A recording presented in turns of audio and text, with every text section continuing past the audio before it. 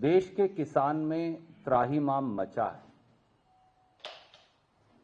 देश का किसान 378 दिन पहले दिल्ली के बॉर्डर पर बैठा रहा। आखिर में 3 काले कानून वापस लिए गए इस वादे के साथ कि एमएसपी की गारंटी का कानून लाया जाएगा। अब 2 साल और बीत गए। 298 दिन से एक बार फिर देश का किसान बॉर्डर पर बैठा है। किसान की मांग क्या है कि पैदल शांतिप्रिय तरीके से दिल्ली के हुक्मरानों से, मोदी सरकार से वो आकर अपनी मांग की गुहार लगा सकें, न्याय मांग सकें। अन्नदाता किसान, जिसे धरती का भगवान कहा जाता है, उस धरती के भगवान को अब डंडे, लाठी, अश्रु गैस, नश्तर, कीलें और कंक्रीट की दीवारें बनाकर रोका जा रहा है। जो मिजोरम से किया जा रहा है, मोदी सरकार वही अन्नदाता किसान से भी कर रही है। फिल्म देखने का समय है प्रधानमंत्री जी और पूरी कैबिनेट को, पर देश के किसान की बात सुनने का समय नहीं, जो 298 दिन से बॉर्डर पर यह गुहार लगा रहा है कि वो दिल्ली आकर झोली फैलाकर अपना अधिकार मांग सके और मोदी सरकार को अपना वादा याद दिला सके जो 2 वर्ष पहले किया था। 700 किसानों की शहादत और लाखों किसानों को अपना अपना घर उजाड़ने के बाद के एमएसपी की गारंटी का कानून बनाया जाए। दुर्भाग्य से आज मोदी सरकार ने 2 बड़ी बातें और संसद के पटल पर कही। जब देश के कृषि मंत्री से पूछा गया कि कृषि की, खेती की एमएसपी की गारंटी का कानून बनाएंगे या नहीं, तो वो सरेआम उसे टाल गए। जब ये पूछा गया कि किसान को कर्ज से राहत मिलेगी या नहीं, तो उससे भी वो इनकार कर गए। ये कहीं ना कहीं मोदी सरकार की मंशा को दर्शाता है। हमारी सीधे सीधे प्रधानमंत्री जी से मांग है, माननीय प्रधानमंत्री जी, क्या इन किसानों की शहादत के बाद, क्या पूरे देश के किसान के लुटने के बाद आप फिल्म के माध्यम से उन्हें राहत देंगे? देश के माननीय प्रधानमंत्री जी को बगैर किसी देरी के किसानों को वार्तालाप के लिए बुलाकर इसी संसद के सत्र में एमएसपी की गारंटी का कानून पारित किया जाना चाहिए। यह भारतीय राष्ट्रीय कांग्रेस की मांग है। किसानों पर लाठीचार्ज, किसानों के रास्ते में नश्तर और कीलें बिछाने की बजाय किसानों को दिल्ली आने दिया जाए और शांति प्रिय तरीके से उनके प्रतिनिधि मंडल से बात हो और यह घोषणा बाकायदा प्रधानमंत्री जी किसानों से बात कर देश के सामने और संसद के समक्ष करें। ये कुछ करने के बाद, ये कुछ करने की बजाय ये सरकार केवल संसद में झूठ बोलती है और इनकी 5 झूठ आज पकड़ी गई खेती और खेत खलियान को लेकर। थोड़ी सी चर्चा मैं उसकी भी आपसे करना चाहूंगा। कृषि मंत्री शिवराज सिंह चौहान का झूठ नंबर 1, आज उन्होंने डींगे बगाड़ते हुए ये कह दिया कि मोदी सरकार सब फसलें एमएसपी पर खरीदती है, पर उसकी सच्चाई क्या है? संसद के पटल पर उन्होंने जो जवाब दिया उसका एक चार्ट मैं आपको भेज रहा हूं। ये इसमें साफ है कि एक अगर गेहूं की फसल को छोड़ दें जो 23% उत्पादन के मुकाबले एमएसपी पर खरीदी जाती है, तो ये सरकार ने बताया कि वो 1% से भी कम फसल एमएसपी पर खरीदते हैं। तो जो सरकार एमएसपी पर फसल खरीदती ही नहीं, वो एमएसपी की गारंटी का कानून छोड़ दीजिए, एमएसपी की गारंटी देने की बात कैसे कर सकती है?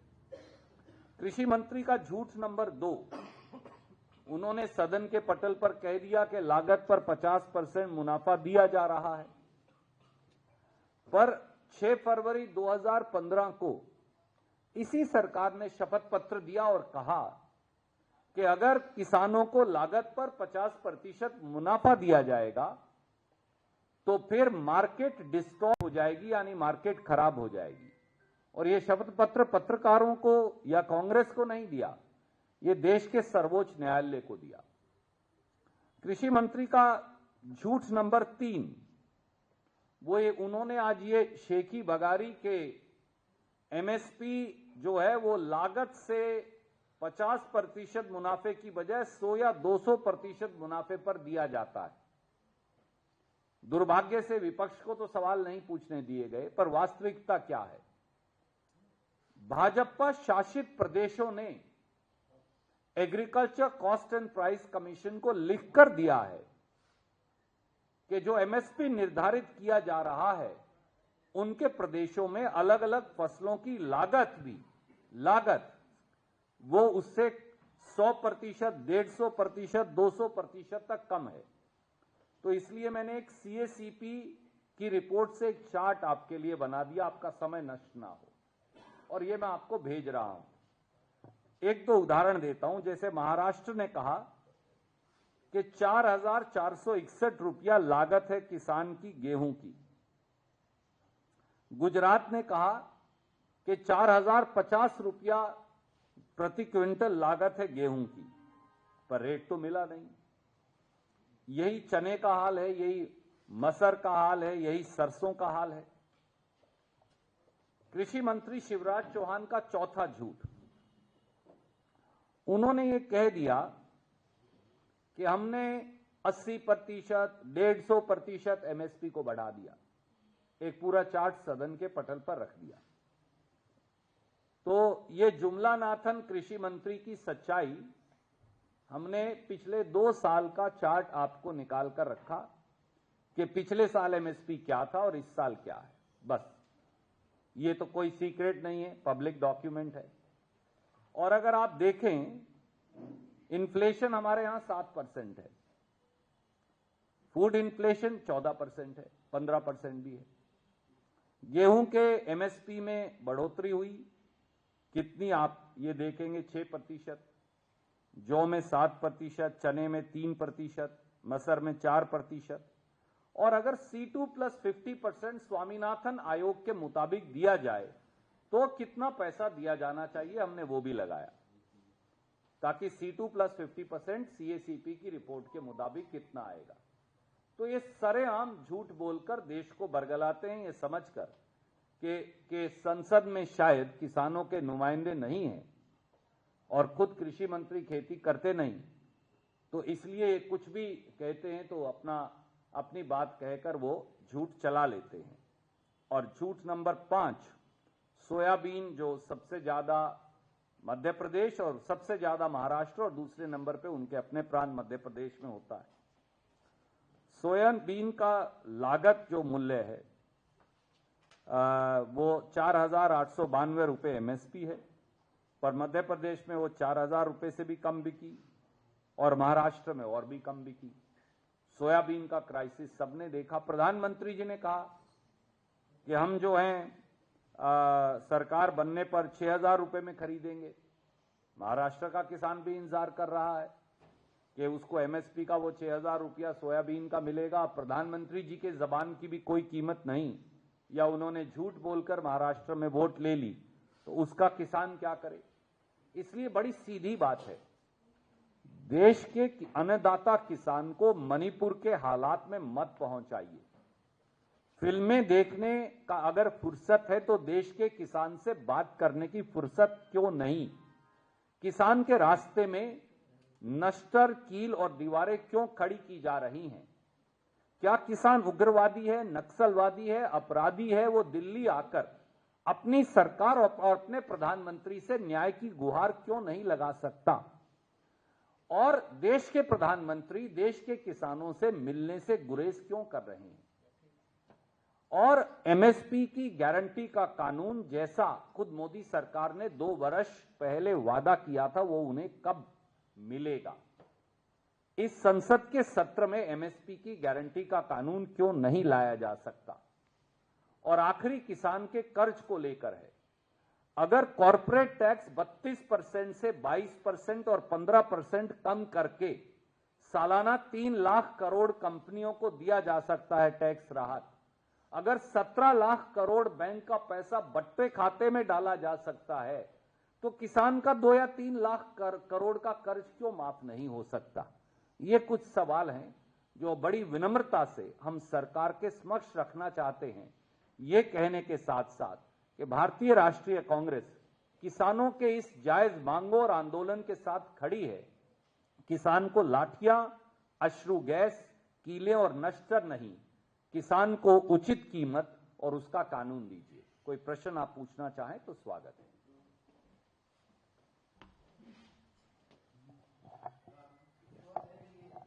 मंत्री अनिल विज वो कह रहे हैं कि अगर किसानों को दिल्ली ही जाना था तो वो पहले केंद्र सरकार से, राज्य सरकार से इजाजत लेते, उनके पास ऑफिशियल परमिशन होता, फिर कोई नहीं रोकता। क्योंकि इजाजत नहीं ली है और कानून व्यवस्था को संभालना राज्य की जिम्मेदारी है, इसलिए ये स्थिति उत्पन्न हुई। आदरणीय मित्र, वो तो अब गृह मंत्री नहीं रहे, हालांकि उन्हें भयम है कि वो हैं अभी भी, पर अब तो उनसे महकमा छीन लिया गया। पर सवाल ये है, मैं आपसे आपके समक्ष रखता हूं, तो क्या आप दिल्ली आने के लिए हिंदुस्तान के लोगों पर प्रतिबंध है? क्या हिंदुस्तान के सब लोग अब पाकिस्तानी और उग्रवादी हैं कि वो देश की राजधानी में नहीं आ सकते?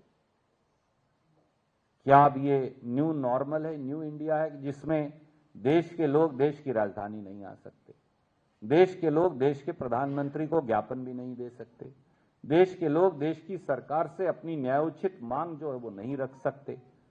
आखिरी बार जब मैंने चेक किया तो दिल्ली में ना कर्फ्यू है, ना मार्शल लॉ है, और किसी व्यक्ति को भी देश की राजधानी में आना की इजाजत है। हां, कोई टैंक लेकर आए, बम बंदूक लेकर आए तो आप रोकेंगे, क्योंकि कानून व्यवस्था है। अगर 100 लोग आना चाहें पैदल चलकर तो उन पे क्या पाबंदी है? वो कौन सा कानून व्यवस्था का प्रश्न है?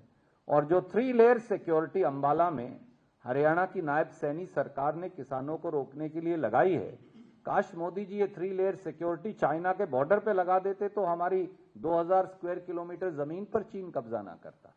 दिल्ली आने की बात कर रहे हैं, शासन ने तो कहा है कि किसानों को हरियाणा तक में प्रवेश की अनुमति नहीं है।